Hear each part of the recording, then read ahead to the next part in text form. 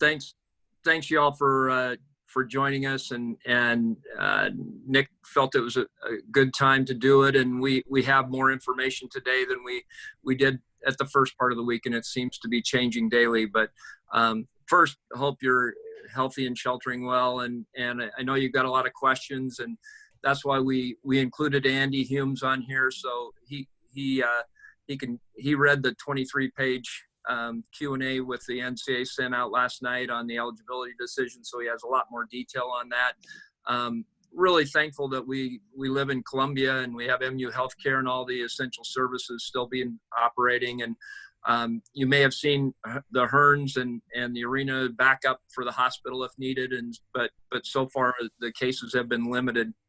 But as I reflect on it, obviously unprecedented times, but we've been going through kind of phases of emotion and reality. And first we were reactionary to all the news when we were in Nashville and the tourney being canceled, and then moving, right now on a kind of a stabilizing phase. Last week was spring break for the school, and we've been having daily SEC meetings, and Greg Sankey's been on calls with the Autonomy 5 and the NCAA, and then we funnel down through our exec staff, meeting on Monday and Wednesdays, our senior staff with head coaches on Tuesdays and Thursdays.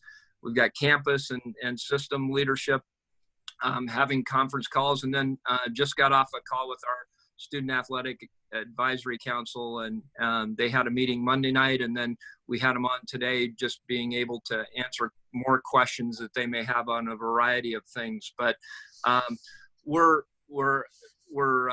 stabilized and functioning, but looking forward, the rules on virtual activities was released, and so this week the coaches are able to do that. And then in person, we had a target date to make a decision by 4:15. It's going to the presidents and chancellors, of probably extending that later, May 31st or somewhere around there. And camps and clinics we're in discussions on. Some of the things that have been national items like name, image, and likeness, we're starting to dig into those, and there's a board meeting at the end of April here where that's going to be more decisions coming. So we're moving along and trying to grasp the new reality and trying to determine where the new normal will end up. And one of the things, I read something or saw a podcast on something where, the impact of 9/11 and something like that, and how that changed security at airports. And so we're trying to look at, what is going to change? What is our new world going to be like as we come out of this pandemic? And, I think I won't shake your hands anymore. That probably won't be kosher and to do, but beyond that, of what are going to be the new social norms? And so that, just like all of you, just trying to figure that out. But with that, I'll open it up to questions, and we'll go from there. All right. Our first question's from Peter Baugh. Hey, Jen, thanks for doing this. I guess at this point, what's kind of the level of concern with you about, and among athletic directors in general, about, I guess, potential delays to the football season or other fall sports? I think what we're trying to do is prepare for fall, and so we're if in-person activities are delayed until the June 1st, we're moving back from fall sports, whether it's volleyball, soccer, football. Those the SEC is getting input from those coaches on what does the buildup look like for those sports to occur. If we need to defer it to June 15th, then we'll make accommodations there. If it's July 1st, try to do that. And so we're planning on the season happening, and I'm just not going to really get into the speculation phase. Okay. Dave Matter. Hey, Jim. Hi, David.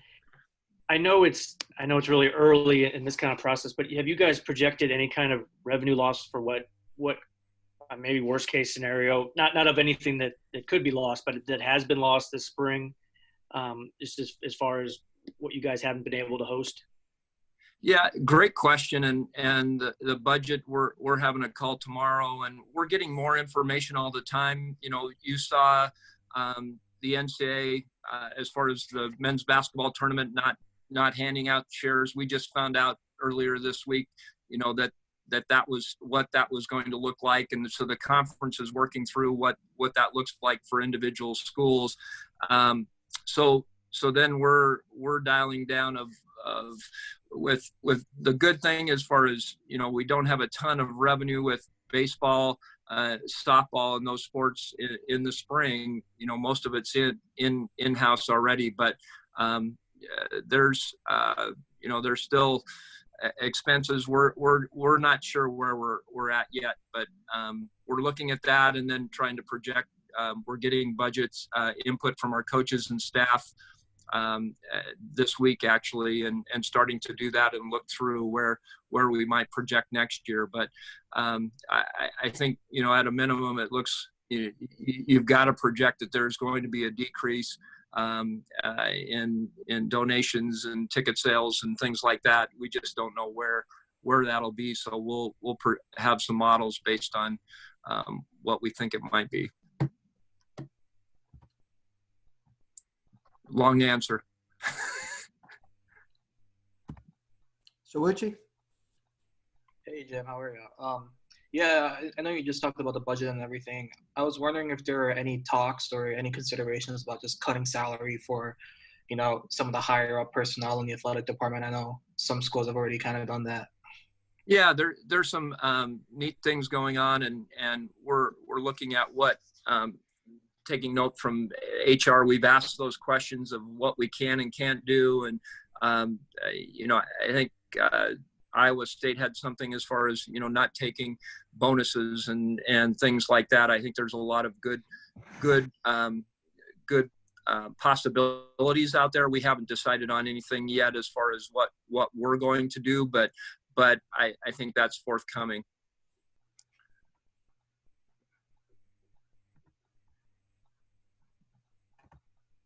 Colin?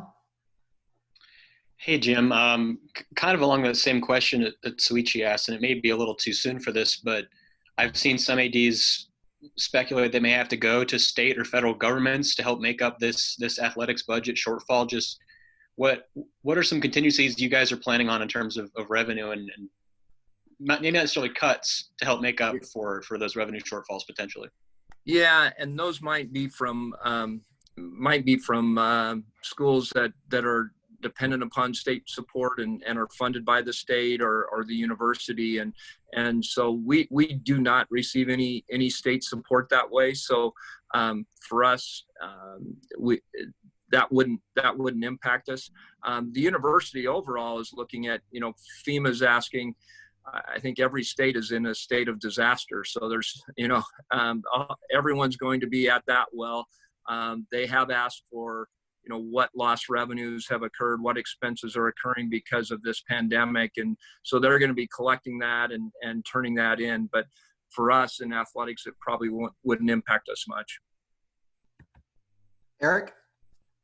Hey, Jim, thanks for doing this. I know the NCAA made their announcement on Monday about spring sports athletes getting some eligibility relief, but I guess more than 48 hours later, where's the school kind of gone in helping out those spring sports coaches with any, you know, of that, and the athletes themselves who might get another year?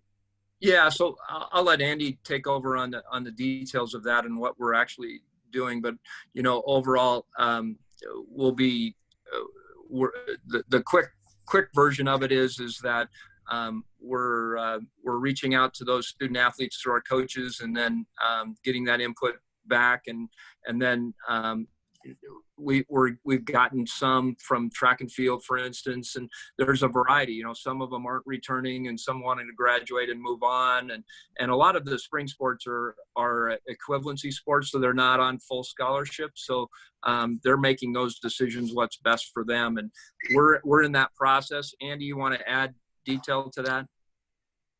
Yeah, thanks. As Jim said, I think that's what we've asked our coaches, and as Jim noted earlier, we had a call with our student athlete representative, SAC, just a little bit ago to reiterate that info to them as well. But first steps, we've got to see which student athletes are interested in coming back, and then get that listing, and we're in the process of that now. I think generally, we had a lot of questions that we've been working through the SEC primarily with, as different ideas were floated for spring, winter sports, what that all would look like. And so last night, late last night or evening, I guess, the NCAA issued a question and answer document that was all of 23 pages. So we've gone through that pretty carefully, and that's answered a lot of the questions that we've had from coaches and others on how this will be applied, and all different aspects, how it affects recruiting, how it affects transfers. And so there are still questions that we have moving forward, but that answered a lot of them, and can get into any specifics, if there are specific questions. I think the general gist of it is pretty well known, but the spring sports, any student athlete that used a season of competition, institutions will have the ability to grant a waiver to get that season back. Won't have to go through the normal waiver process, but can just do that locally.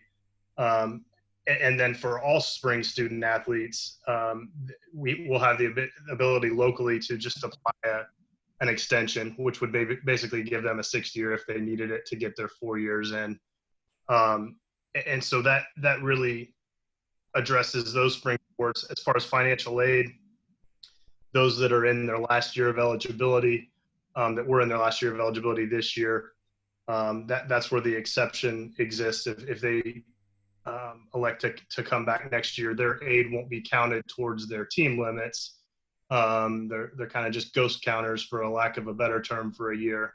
And so that's the main change, and I think you're probably aware of that. But then there's a lot of specific questions on what do transfers look like, how does that affect eligibility, how does that affect some other things, and that's where that document really helped. And we'll just keep moving along. There'll be a lot of questions to address on future recruiting classes, things like that, but we'll address those as they come. But if there are other specific questions, just let me know.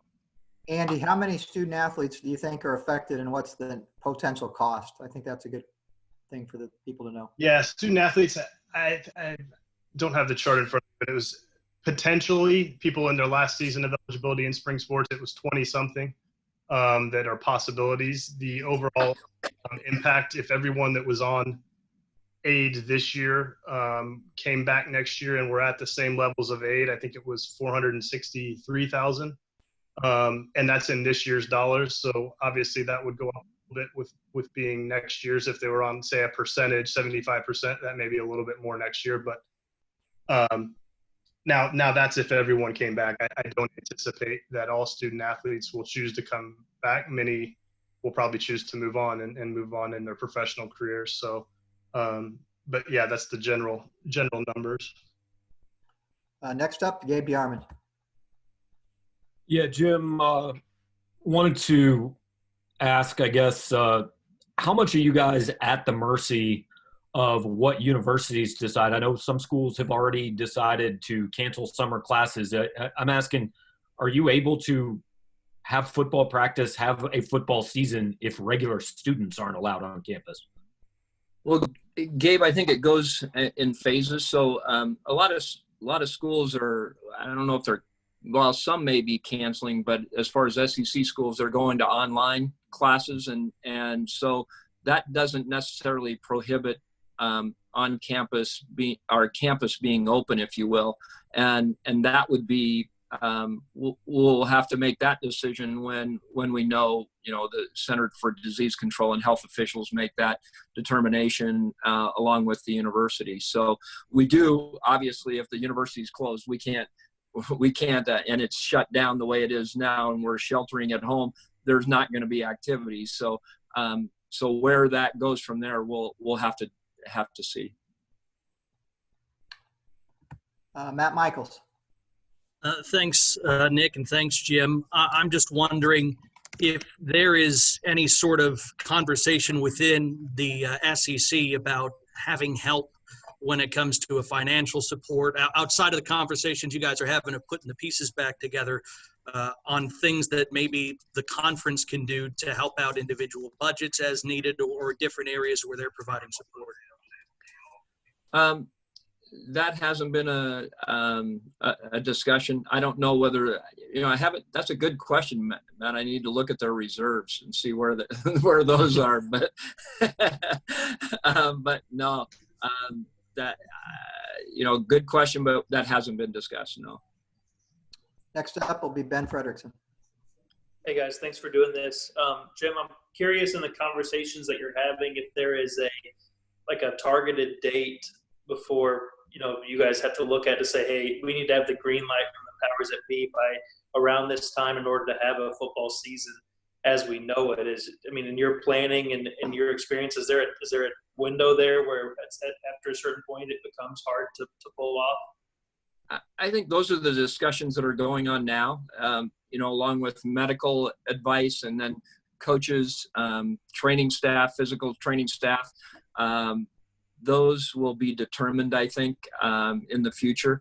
But I think, all of them feel, they can have, if they come back in June, that they can have a season, and whether there's mini camps or some versions of a change. And for sure, there's going to be a change as far as what is allowed in the summer. I think I can see that coming as far as, when practices start. I think there'll just be a new practice schedule that's developed starting, and because of spring practices being canceled. So there'll be change. I just don't know what it'll look like.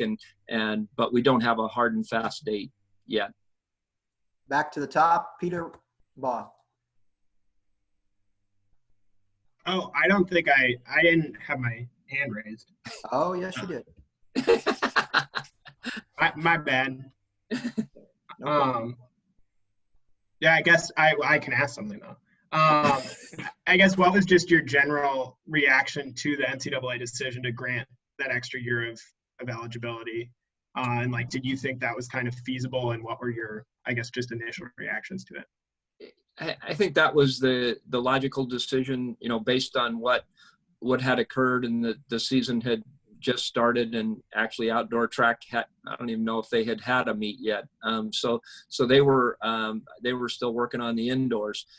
So I think that's a fair thing to do. What the challenge, some of my peers in the group of five, they're with the NCAA tournament being canceled, there's a lot of budget, and I guess whatever level, we're all going to be struggling with how our budgets, our new model looks like. And so we'll be wrestling with those decisions. But I think the investment in the student athlete is a positive thing, and that would be a top priority. Dave Matter. Conference level down, and I know it's been a priority for you, just the mental health aspect, especially with your athletes. This is a really unique situation for them, being kind of isolated like everybody is, but away from teammates and coaches. Just how much of that has been a concern with you? I know it has been with Scott and her kind of department. Yeah, actually, we've really asked them to take the lead on getting maybe a couple emails out. They sent one out with a lot of resources that were listed to our student athletes, and that I think can be really helpful. Everything like I said, starting, creating a routine that you go through, and making sure you're productive that day. And I haven't had any lack of meetings and things. And I know with the student athletes, with academics and tutors, and then now the advent of activities that the coaches can direct, during the week. I think it'll help keep that down. But there are people that are struggling, and so we need to make sure that they understand who's there, and our coaches are checking up on them, our tutors are checking up on them, academic advisors, and so we have a lot of support for them. Okay, next up, back to Ben. Jim, I'm curious if, and I know that a lot of this is hypothetical at this point, but if the topics being discussed, if one of them is the idea of perhaps, if there is some sort of green light to a certain degree of crowd, if college football would consider playing if without crowds. I mean, could the sport even consider that, and could it survive doing that if that was what the best option was?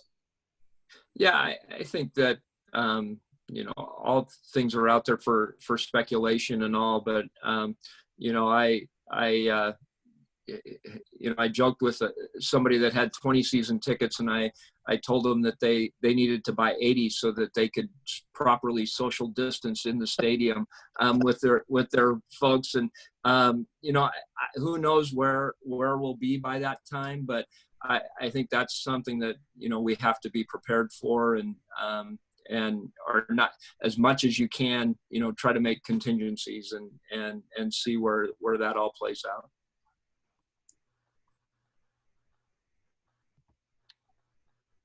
Colin? Hey, Jim. I was just curious if you knew off the top of your head where cuts would come from first, or conversely, if there's any areas that would be a last resort in terms of cuts from the line items on Missouri Athletics budget.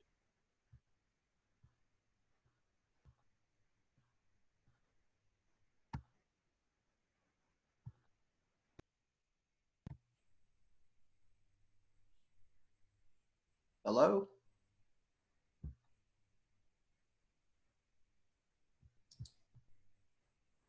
Jim, you're muted. Protect your Social Security, your Medicare, and your Medicaid. We're protect. Actually, I got. Did he just take over on this Zoom call? He's answering your question about budget cuts.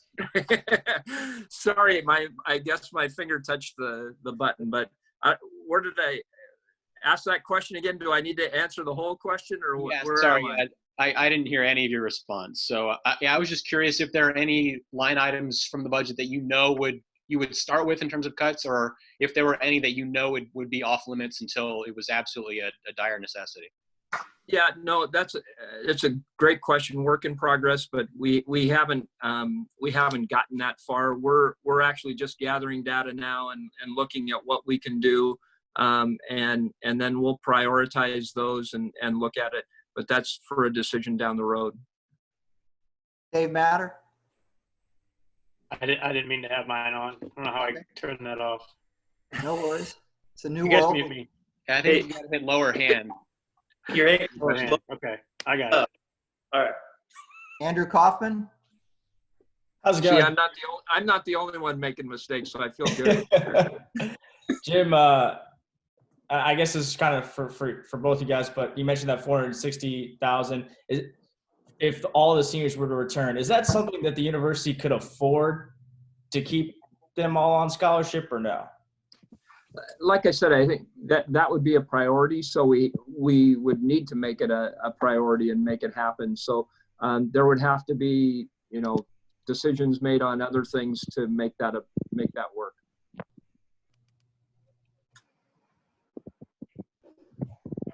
Any other questions?